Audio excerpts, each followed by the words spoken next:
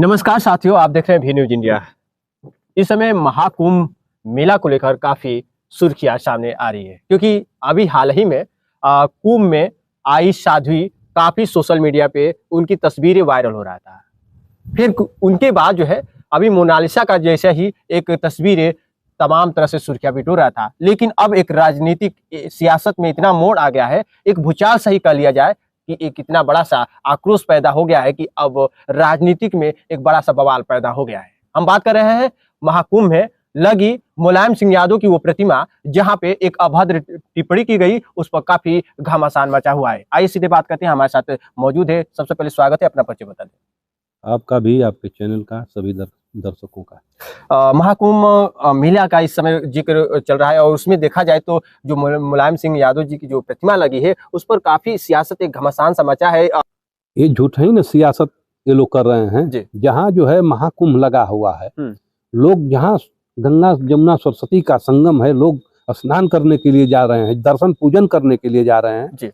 और वहाँ एक उत्तर प्रदेश के पूर्व मुख्यमंत्री और रक्षा मंत्री की मूर्तियां लग गई, तो उसमें क्या दिक्कत है? वहां तो कई हजार उत्तर प्रदेश के मुख्यमंत्री, भारत के प्रधानमंत्री की स्टैचू हर 5 मीटर 10 मीटर पर लगी हुई है, इस पर कोई आपत्ति नहीं कर रहा है। और एक पूर्व मुख्यमंत्री की, पूर्व रक्षा मंत्री की मूर्ति लग गई, उसको इतना विस्तार दे दिया गया, इतना भव्य कर दिया गया, उसकी कोई ठिकाने नहीं। सब नहीं होना चाहिए। जिनको जाना है, जिनकी जहाँ आस्था रहेगी उस आस्था के साथ जाएंगे, डुबकी लगाएंगे, वहां जाकर के दर्शन पूजन करेंगे।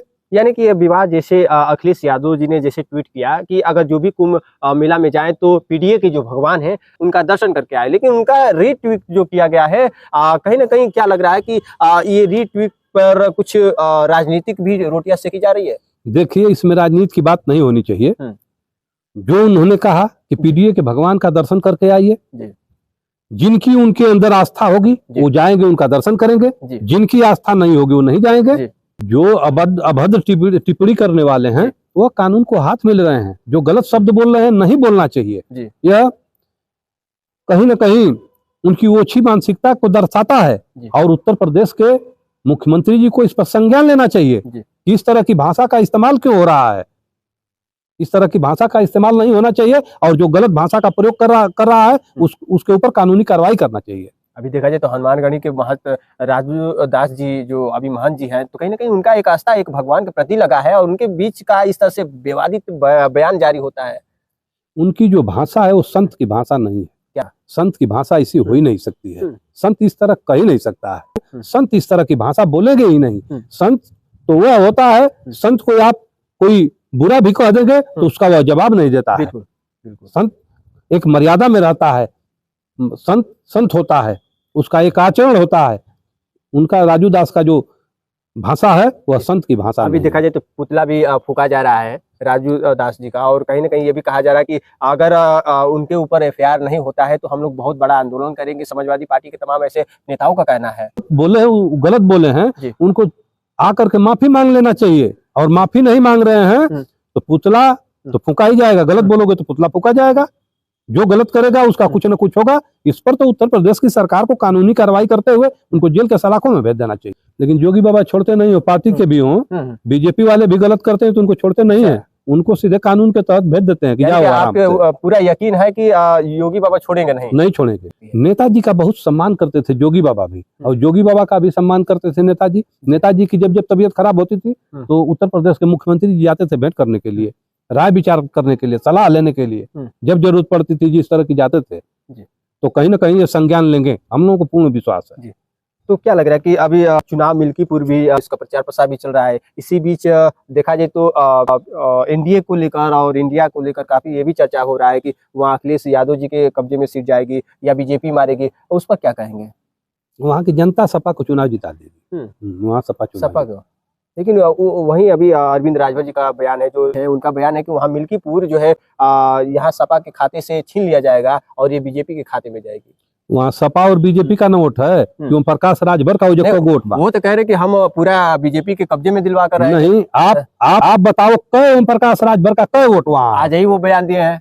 बयान देने से कई वोट वहाँ बीजेपी का वोट है, सपा का वोट है, बसपा का वोट है।